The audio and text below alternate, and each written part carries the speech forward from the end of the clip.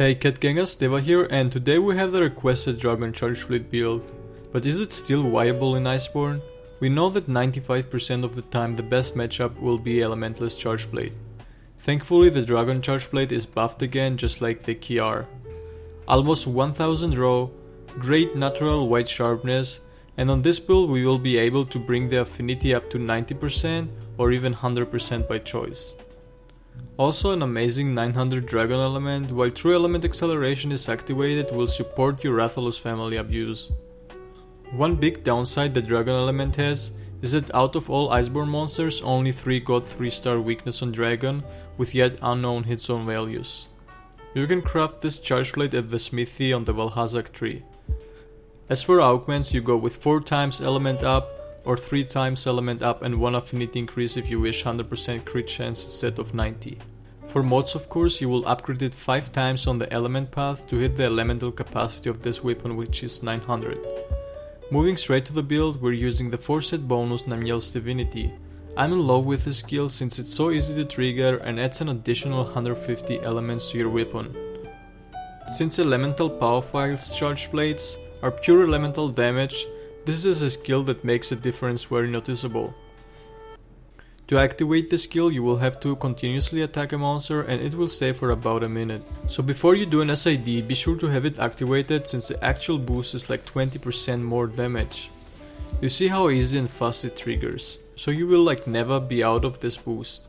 You can check this symbol on the top of your health bar. It starts flashing 5 seconds before it goes off, so always keep an eye on that. In case you went with 3 element augments only, or less upgrade modes, you will be capped at 850 element. You may see only 30 or 10 from modes being applied, but this adds to your base element, which actually gets more if you have a percentage increase on like Dragon Attack 6. It also rises the element capacity. The next skill is Critical Eye, which grants you a 40% affinity or crit chance. I saw a lot of people saying crit isn't good for charge blades because files can't crit. Of course files can't crit, it's a flat amount of damage, but don't sleep on crit when you play charge blade. The melee attacks of SIDs or even your way to charge up there does as much damage as the whole SID if you're hitting weak spots. Especially now in Iceborne where every single melee attacks except the ADs and SIDs motion values got buffed. Dragon attack level 6 for a 100 base dragon element, but as well 20% on top of your base element. This will max out and hit the capacity to 900. Weakness exploit level 3 grants you 30% crit on any weak spots and a total of 50% on tenderized parts. Focus 3 increases your attack speed for certain combos during the sword mode, but as well your file charging. Slash, charge slash and another slash bring you to red files already. Constitution and stamina surge comes with the armor, not very useful for charge blade, but it's still nice to have. They will grant you a 30% stamina reduction on evading and 30% recovery speed rate. Health boost is just a comfort skill and comes free with a level 4 tenderizer jewels, but is not necessary at all.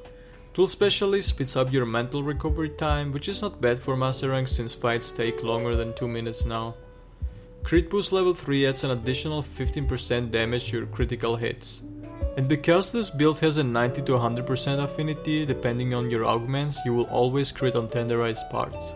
Since there is no space in the builds, most people including me use the upgraded glider mantle, which has 2 level 4 slots. You can actually use whatever you want, just this is the highest damage output you can get. Capacity boost increases your total files by 1. So on every SID you get 1 additional file damage, and this stacks to a good amount during the fight. Since sword, axe and shield charging depends on your file count, this also benefits them and makes them last a little bit longer. Guard level 3 decreases your knockback from attacks, but as well the stamina you lose. This allows you to do instant counter combos or move away without a long knockback animation. I saw in my other videos people say you only need 1 guard. No, at least not in Iceborne or Masterrank. This skill used to be not working on Vault, even if you had 5 guards some attacks will still give you knockback. Now most monsters require at least 3, but Nergigante Tailspin and a lot of other attacks really require 4 to 5 guard plus guard point.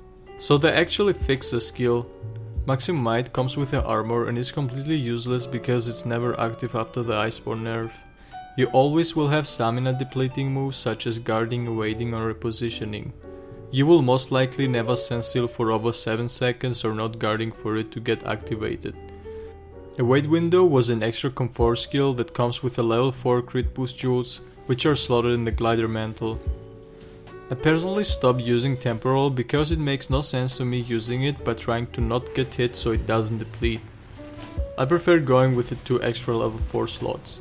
So slap that like button with your tiny post now, and be sure to comment down below what you want to see next or what's your favorite charge blade.